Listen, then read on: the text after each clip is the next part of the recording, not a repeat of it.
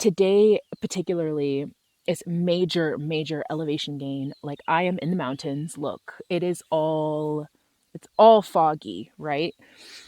But I'm sitting here and I'm like, I just took like a quick little break just to like drink some water, and I'm also like eating a little bit of snack, right? Y'all, there's so much elevation gain today, so much incline, and I'm like so proud of myself right now because I'm not tired. I'm not huffing and puffing. I'm not having a hard time. Like, I'm walking up these hills like as if they're nothing, like as if I'm like walking on like flat road. I'm just having a realization moment. Kind of crazy. This is the moment that I've been waiting for. I've been waiting for the moment where it no longer feels hard. Like, this is hard, don't get me wrong, but I feel good. I feel so good. It's crazy. It took a lot to get to this moment. It took a lot, okay? But I'm proud of myself. I'm very proud of myself.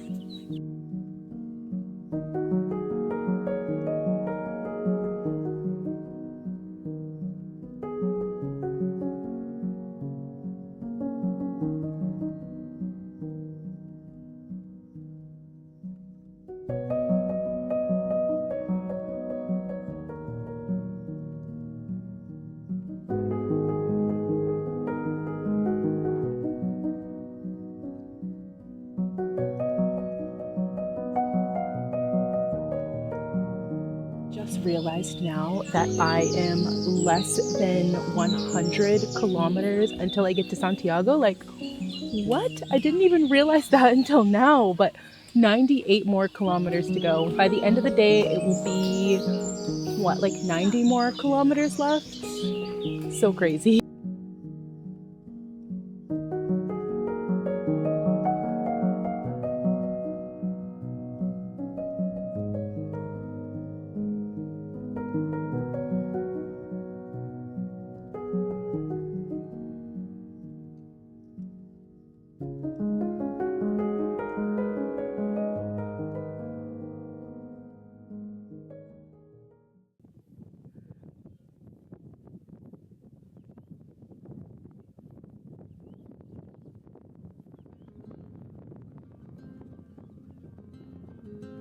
It has been some months since I completed my second Camino, and I'm going to be honest, this Camino was very hard. I actually chose the French route. I started in France in a little town called Saint Jean Pied de Port and ended in Santiago, Spain. Now, this pilgrimage was nearly 500 miles long and took me 1 month to the day to complete. I was supposed to share my experience on the French route a lot sooner, but I am going to be honest, I needed to truly decompress from that experience and truly reflect on what I had accomplished. I will say though, this Camino broke me in every way. And there were many moments that I simply just wanted to quit. This time, I spent more time alone, which was very different from my first. I was more closed off and physically and mentally drained almost every single day. The reason being is that you start the French route going through the Pyrenees Mountains, and as a result of that, you have longer walking days, a lot of decline and major elevation gain that I personally was not used to. And so I experienced my very first injury. I'm experiencing my first injury on the Camino. Y'all, my knee is done. It's done. Like, I can barely walk on my knee. I've never experienced this before, and I can't tell if it's because there's a lot of downhills, so my knees are being used a lot more. And maybe I'm just not used to working that part of my knee. Anyways, if somebody can just give me a recommendation on what I should do to heal my knee before I need to leave in the morning. I'm gonna go to the pharmacy, I'm gonna get some food, I'm gonna take a shower, I'm gonna do all of those things. Yes, I know I'm laying on the bed in my dirty clothes. I don't care. I am just very tired. So anyways, I just can't even get up and get food. Like, anyways, what recommendations? Like, what can I do to heal my, is there a miracle that I can do to my knee so that in the morning I'm healed? I have completely underestimated my physical capabilities for this walk. And I think it's because the Portuguese route was so flat that I didn't account for all of the incline and decline I was going to experience in the very first days of this route. So, lesson learned, definitely carry some sort of pain reliever or some sort of brace in case of injury, because right now it is a Sunday. The only thing I have access to is frozen peas. Everything is closed. I've been walking, trying to look for some sort of medication somewhere, and I can't find any inside of the supermarkets. At this point, based off of the comments from my previous video, I should probably make tomorrow a rest day, or I could probably injure myself even more. I will say, after elevation of my knee and my feet tonight with the peas on my knee, if that makes it feel a bit better, then I will continue tomorrow. I also want to make note that today I didn't have my pack. I actually sent my pack to the next city because I knew I would not be able to physically walk with a pack. So if I do decide to walk tomorrow, I will be sending my pack ahead to the next city again. So yeah, that's where I'm at. Unfortunately, it's a Sunday, so I have no choice but to ice, sleep, and then see how things go in the morning. I listened to every single one of you. I made today a resting day. For anyone who is new here, my name is Keith. I am walking the Camino De Santiago all the way from France to Spain, 466 miles, and I got injured. Yeah, I did. Injuries are very common on the Camino de Santiago. I am not immune, okay? And last night, I really implemented a lot of the things you guys told me to do. I elevated my foot, I rested, I over rested, if anything. I iced my leg, and then I also took pain medications. So really small world. The girl in my room, because I'm in a room with 3 other girls, one of the girls had a pain medication, and then when I came down to like the lounge area where I'm at now at my hostel, this girl had K-tape, like another girl had K-tape, and then there's a third girl that I met, and she was a physical therapist, and she was able to apply the K-tape. So just everything was aligning, which is so crazy because I really needed the help yesterday. Yesterday I was looking real crazy. And there was this Italian boy that I met down here last night, and he was like, why is it every time I see you, you look tired? Like, I'm hurting, okay? Anyways, for my resting day, I have decided to pamper myself. I went to go get gelato. I got some really, really good food. I got more pain medication. I got walking poles, okay? So now I'm gonna be using walking poles to take a little bit of pressure off of my knee and my foot. And then what else did I do? drank plenty of water, I hydrated, I did all of the things. Another thing I'm doing to make sure I don't injure myself further is I am going to be sending my pack ahead of me for the next couple of days actually. So tomorrow I'm sending it to my location, and then when I get to that location I'm going to be sending it to the next location. And it is very simple to do. I have had people ask me how you do that, and I'm going to show you. So basically at any albergue and hostel, you basically go to the front desk and they will give you this envelope. This is kind of what it looks like. It has my personal information on it, so I don't want to show you. But basically you put your next hostel location, you put your contact information, and then they will make sure that it gets there. And then you also will put like €6 inside of the envelope. And then that's basically how you pay for your bag to be transported to the next location. I think it is worth it, especially if you don't want to hold your bag every day.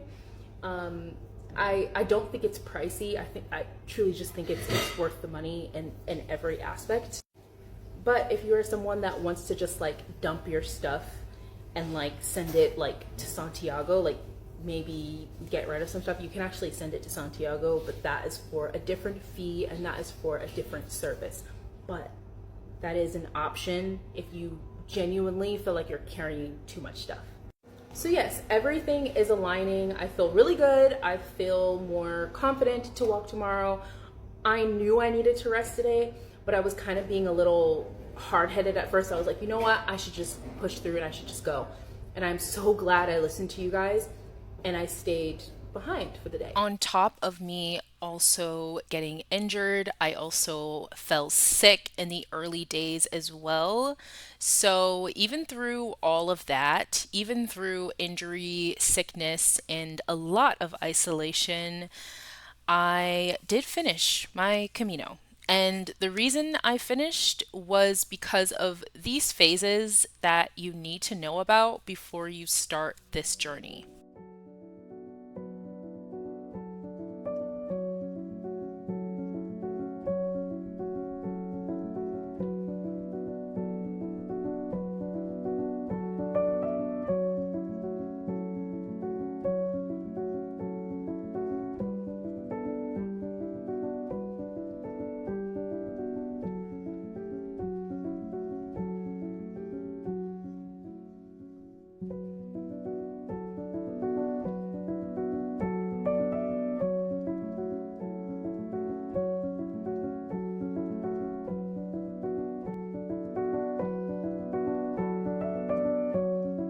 Phase 1, the physical phase. In the initial days of your Camino, you will be put to the test. No exaggeration. Especially if you are new to hiking and walking long distances, just like me, this stage will be especially hard. You will question a lot about why you are doing this.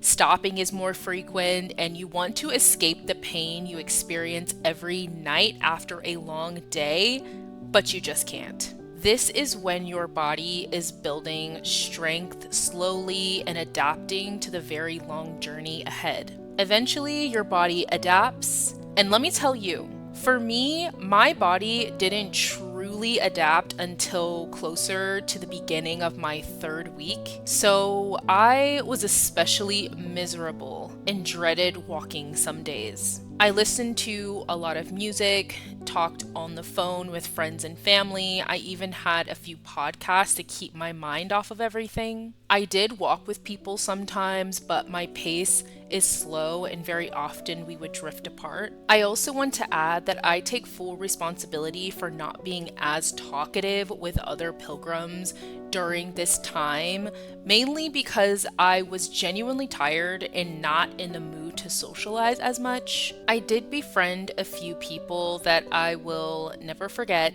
and we are still in contact to this day. Phase 2, emotional mental phase. I feel like this stage is where they say you are supposed to experience more calmness and use this time to reflect more. It's a very emotional time for some and might be for you. In my case, I was able to realize a lot about myself and work some personal things out. Being left with your thoughts is not easy though. I think that's why I am a maladaptive daydreamer, which I recently learned is a coping mechanism. Essentially, my brain was creating a safe, controllable world when real life felt overwhelming, stressful, or emotionally heavy. It was easier for me to daydream than to sit with uncontrollable thoughts. This phase, in my opinion, was both hard and very much needed, so please comment below if you also deal with maladaptive daydreaming. Phase 3, spiritual phase. As you near the end of your journey, your worldview changes. You are stronger but still tired because despite your strength, you might experience a bit of fatigue like I did. I will say it was rewarding when you realized it wasn't physically tough anymore. This is the stage where you gain so much sense of accomplishment and you now shift to a deeper sense of purpose and spiritual awareness. It's definitely a deep emotional time reaching Santiago. When I made it for the second time, I knew that I could essentially accomplish anything. There was a lot that I went through this time, and I wanted to be honest about that. I received comments from people on TikTok saying that they noticed I was less cheerful this time, and they were right. I won't always be happy, and it would be disingenuous to not share the highs as much as the lows. I am so proud of myself that I didn't give up, even when I wanted to. I hope that this video helps you on your journey. Buen camino, and see you in the next video.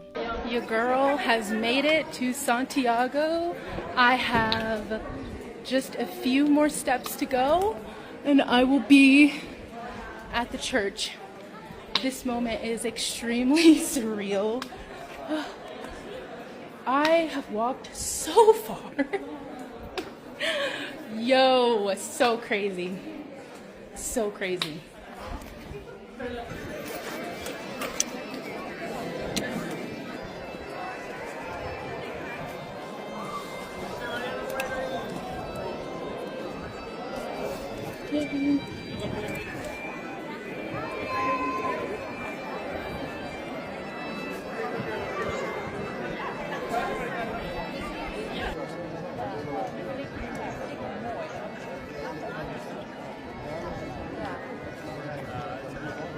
I just got my Compostela. I got the one that has my name and then how much I walked. And then this second one is in Latin. So this is proof that I actually completed my second Camino.